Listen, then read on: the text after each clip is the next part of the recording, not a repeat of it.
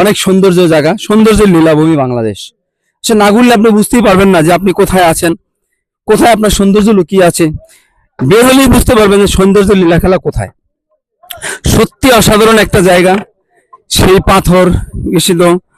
আমরা এখন নদীর পাড়ে যাচ্ছি, নদীর পাড়ে গিয়ে নৌকায় উঠবো।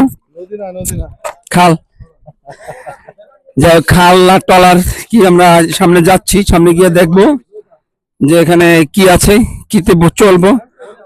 100 টাকা করে নেয় বোর্ডে, সে বোর্ডে আমরা চলে যাব। বোর্ডে এখন কিছুক্ষণ পরে ওখানে দূরে একটু দেখতে পাচ্ছেন আপনারা মাছ ধরছে, যে উপজাতি ওনারা মাছ ধরছে।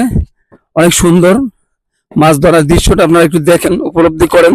আসবেন, ঘুরতে আসলে আপনাদের মন ফ্রেশ থাকবে এবং এই ফ্রেশের কারণে আপনারা নিজেকে চিনতে পারবেন, বুঝতে পারবেন।